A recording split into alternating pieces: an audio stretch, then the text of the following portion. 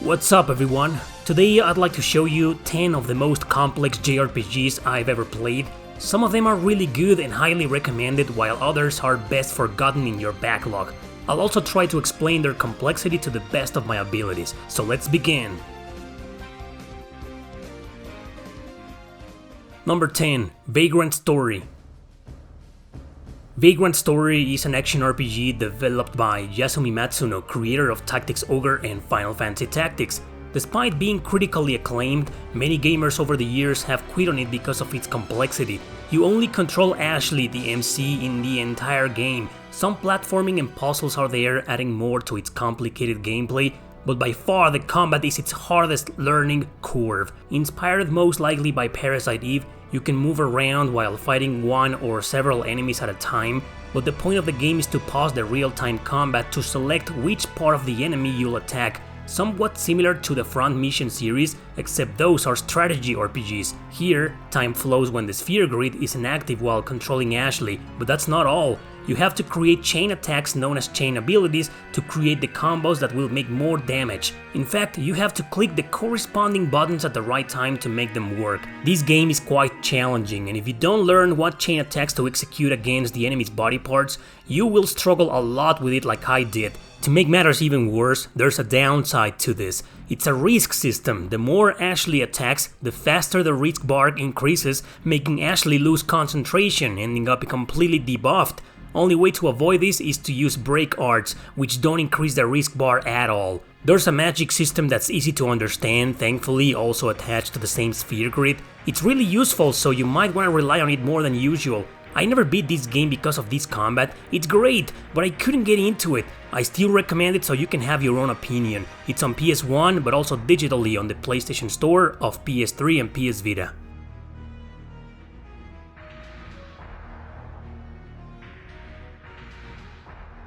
Number 9. Astral Chain. This Switch exclusive isn't hard to understand, but rather hard to get into. It took me until halfway through it to finally get a decent grasp of what the hell was I doing. It's one of those where every button in your controller does something important, and two different actions can be performed by the same button. Its complexity though comes mainly from the fact that you use two characters simultaneously all the time, your MC and their legion. It's called Astral Chain because the legions are astral beings attached to your chain. Moving them around creates a contrast with the camera and therefore distracts you when battling multiple enemies, because you move the legion with the right joystick while moving your character with the left one. Reacting in this game is also very convoluted. As you can see, it plays fully in 3D, but since you have to constantly worry about both characters, it'll be hard to dodge or block attacks. You fight with the triggers, by the way, not with the regular action buttons. You'll be confusing buttons all the time here and often doing something you didn't really mean to do. Not to say the camera can become a nuisance during its several platforming areas. Guess what? There's no jump button. You need to use the legion to pull your character towards it in order to move to the next platform. There's more complexity than it looks, but I think you get the idea. Despite all this, however, this is a fantastic game that I strongly recommend. It may be really hard to get into at first, but by practicing and fighting, you'll make progress and learn to truly enjoy it.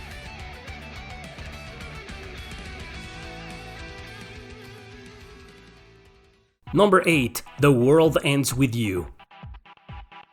I don't like this game on the DS, so I never bothered with its Switch remaster. First, you gotta use a scanner to search for people's thoughts to get clues and progress with the story, but the scanner also reveals noise symbols and you get into battle when you come into contact. Several symbols means several rounds. It's called the Stride Cross Battle System, and yes, you gotta use the stylus for everything. Protagonist Neku and one of his allies will fight against the enemies in both screens of the DS. Problem is, they share the same HP bar, so if one messes up, you're done, game over. You control both, but not at the same time. Only one at a time, and then you can pass the green light to the other one previously controlled by the AI. It's bad, but I'm in the minority here. Anyway, having equipped pins, which are basically your abilities, you need to touch them with the stylus so your character can attack. However, you also have to use it to slash across the screen, or tap it, or holding down to an enemy, etc. It doesn't sound complex, but getting it right is, because it's a real-time game, an action RPG. It's just not gonna give you time to do whatever you want. Meanwhile, the party member at the upper screen is worse. They all have card-based abilities, and by playing through these confusing arrow paths using the D-pad, they can successfully attack. However, card games have their own rules and you have to navigate to a card that matches them. This is all to collect enough stars in order to create a fusion attack to do massive damage. Sounds cool, but getting it right once again is tricky and stressful. I found it annoying and boring. There's more, but I never really fully understood this combat and quit early in the game. I wasn't interested in learning more to explain it better. It has a lot of fans though, so try it out if you want to, but I can't talk for the Switch version that I've never touched. I wasn't a big fan of its indirect sequel, but you know what, I thought it was a much better game.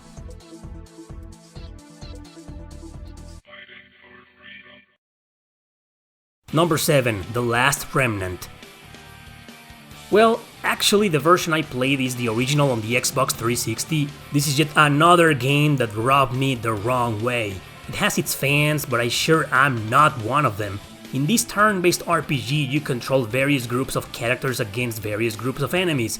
The most infuriating aspect of it is that you have no direct control of any of them, and often they end up messing up or attacking the wrong enemies or leaving the important ones intact, stuff like that.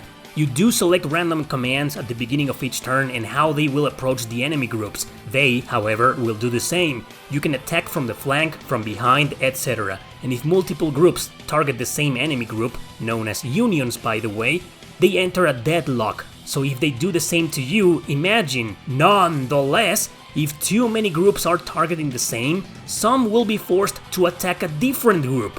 Why? Why can't I gang up on the enemies I want to defeat first? Due to this, difficulty is all over the place and quite random, so the balance is destroyed in a matter of seconds. I'm not sure why people thought this game was fun, but to each their own. There's more. A morale bar determines how intelligent and skillful characters, both enemies and allies, act. It's not as convoluted as another game we'll see today, but still, I have no idea why this was necessary. It affects the flow of battle greatly and there's no way to know how to turn it in your favor other than to defeat enemy unions. The more you defeat, the more it increases in your favor, but once again, it's convoluted and random precisely because it affects your party's behavior. So if at the start of the battle they mess up, the morale bar will turn against you when it wasn't even your fault, because the AI controls the direct actions of your characters and determines who to attack.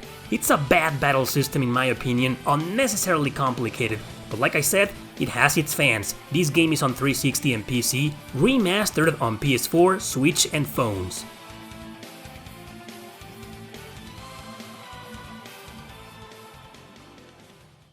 Number 6. Tokyo Twilight Ghost Hunters.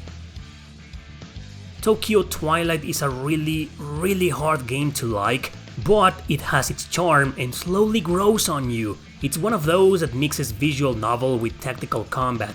The decision system during dialogue is, however, the most complex I've seen of its kind. Instead of replying with words, you react to what other characters say or do. The game never tells you what each expression means, and there's several of them from positive to super positive or vice versa, so you've no idea what the heck you're choosing sometimes or how the characters will react until you already chose.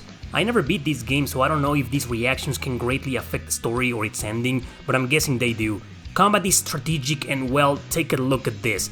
Ever seen anything like it before? It's like it plays on a board with some figures in there that represent both enemies and allies. Let me explain.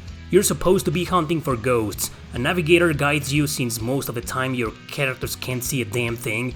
Ghosts will try to either run away from you or chase after you. You can use items like ailments or traps to lure them or block them, pretty much to have them locked in one area. The explanation on what some items do is also kinda convoluted.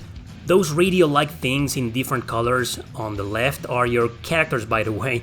Upon making contact with the enemy, this first-person battle screen will take place. If you previously selected the grid you want a character to attack, then they will, but the ghost needs to have moved there, otherwise they'll just attack you instead. By defeating the main ghost, you'll win the battle. Because of its convoluted and unusual interface, it takes a long time for you to get used to this combat. However, once you do, it'll feel more like a regular strategy RPG with a small twist. This weird game and its updated version can be found on PS3, PS4, PS Vita, and Steam.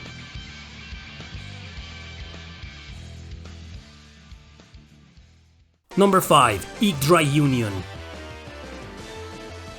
This game was originally released on the Game Boy Advance, later ported to the PSP. A few days ago it was recently remastered for iOS, Switch and Steam, but only the Steam version came out of Japan. It's a strategy RPG, one where every character is in charge of a platoon of soldiers. You move around in small grids on these maps with just a few of them. Once you choose to attack an enemy, you'll see this screen. Everything in this game is decided by the cards you select for the battle, but it's really complicated to understand which ones actually make the difference. That is because you gotta know the enemy first and see what type of units they have as a commander. It's important because once you enter the battle, you'll notice your character and their units might be either strong, equal, or weak to the enemy. Classic triangle rock paper scissors shenanigan in JRPGs. But perhaps one of the most complex things about the game is the morale bar. Increasing it with a button gives you attack power but less defense, vice versa when decreasing it. I'll be honest, I love the heck out of this game, but I never quite understood how to measure this bar. Often I felt I wasn't making any difference whatsoever and didn't know if it was better to increase it or decrease it. But anyway, all this is called the Union, which basically is to create union attacks between characters, but you have to consider the male commanders have an X-shaped formation and females have a plus-shaped formation, and that's the only way to select which enemy or elements you'll attack.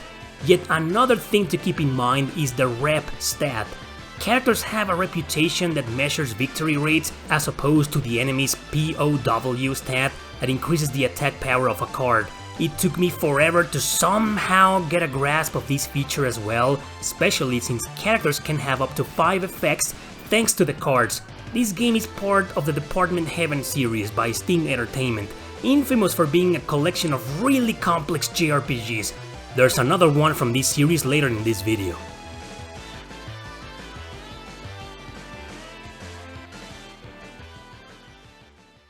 Number 4. Resonance of Fate.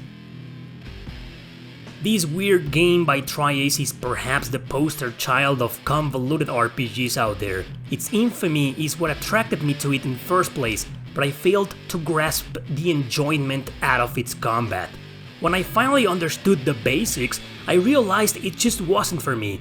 There's only 3 main characters in the entire game and they are your playable units. They fight with guns, each specializing in a different type and different moves, but it's all about creating linear combos against their enemies by giving priority to positions. In other words, it's a turn-based third-person shooter. It's not bad, I just don't personally like it. To understand how everything else works, some details actually being crucial to win as this is a very tough game, you got 2 choices. 1. Follow 20 stupid long-ass tutorials in the arena, each just as important as the previous one. Or you can just read some kind of guide online to help you understand it. Like in many Tri-Ace games, action points are there. Don't we all love them? But there's also a charge system. Once you have drawn your imaginary line towards the enemy, the attack will charge up until it's executed. You can also charge up a few times during your turn and wait for the next one to unleash more powerful shots.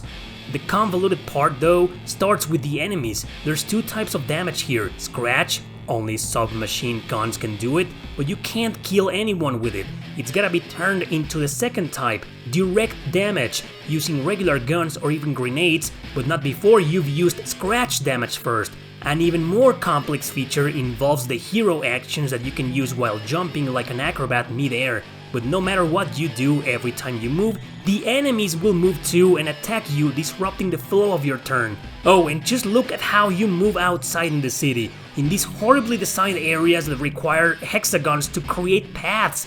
Why is this necessary? And why are there random encounters interrupting your careful positioning of the hexes?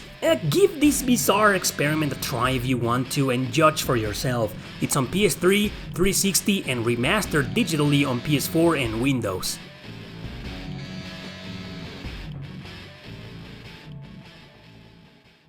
Number 3. Valkyrie Profile 2 Silmeria. A PS2 exclusive, this is another bizarre experiment but one gone right, in my opinion. I first hated this game, then I ended up loving it. Reason why I hated it at first is precisely due to its complex battle mechanics. It's one of those hybrids that mix turn-based with action. Each of your 4 active party members will be assigned to one action button, but you have to select which attacks they'll use per action. However, there's an action bar, like in Resonance of Fate, shared amongst the party, and each character can only attack a few number of times. So in battle, you'll have to move, that's right, move towards the enemies. But beware, because they all have an attack range colored red.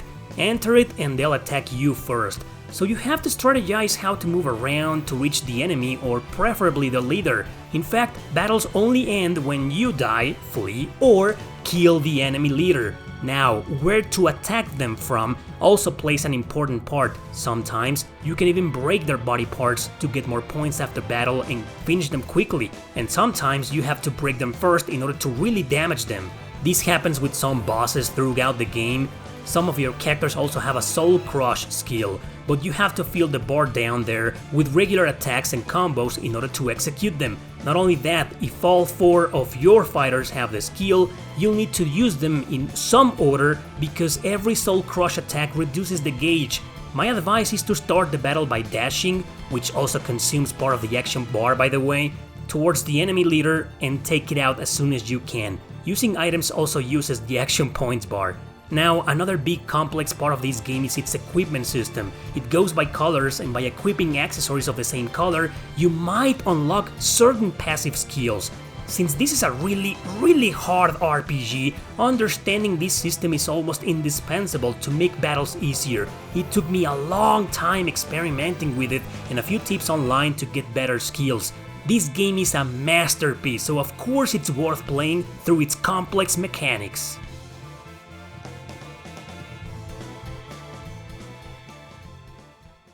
Number 2. Natural Doctrine.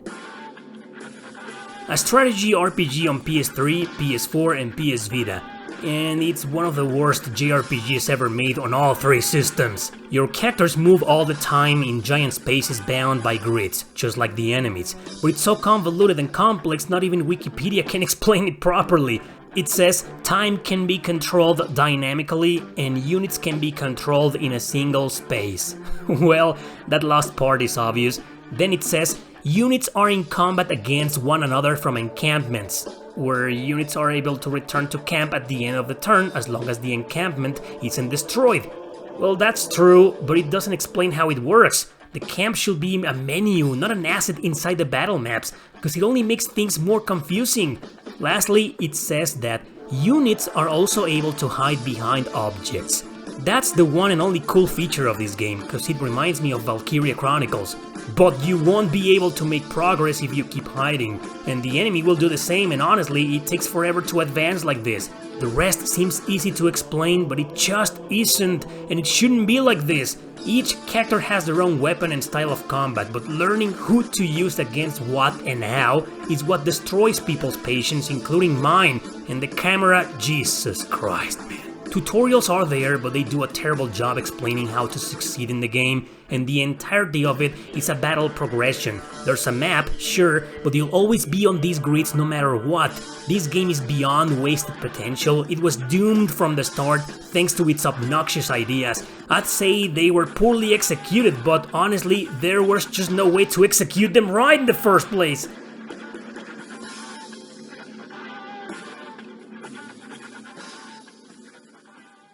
Number 1. Nights in the Nightmare. This is it, the king of the complex and the convoluted. It is the most overly complicated JRPG I've ever played in my life. It's also on the Nintendo DS, where everything is controlled by the stylus. It doesn't matter, either version sucks. But sucking doesn't take away its uniqueness. Though I dare you to watch the gameplay footage you're seeing right now in silence and attempt to figure out what the hell is going on.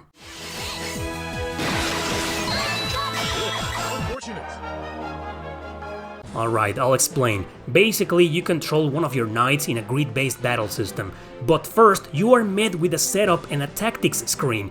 Here, you will set up the equipment and items you'll use per mission. The tactics screen comes up before each turn in combat. It's also where you'll select the initial phase since the knights have different affinities to them. Now in combat we meet the final screen. It's real time, so the game's not gonna wait for you to decide what to do. There's a wisp, I'm sure you've noticed, that little light you see there moving around, and everything depends on it. I gotta stop right here because I've never been able to understand this game. I know you have to move the wisp to select what your knight will do while avoiding obstacles that resemble a bullet hell game. There's also an MP meter and it fills up with gems acquired after a successful normal attack. Ironically though, the goal of the combat is not to kill all enemies, but rather to align them in a geometric way across the battlefield. But killing enemies is the only way to stop the damn timer from expiring. I have no idea what I'm doing here, and I can guarantee you I haven't explained half of the gameplay mechanics during this convoluted combat. I don't think this is a good RPG, in fact, it's one of the worst I've played on both the PSP and DS. There's convoluted games, some great ones you've seen here today, and then there's nights in the freaking nightmare because it's a real goddamn nightmare to play!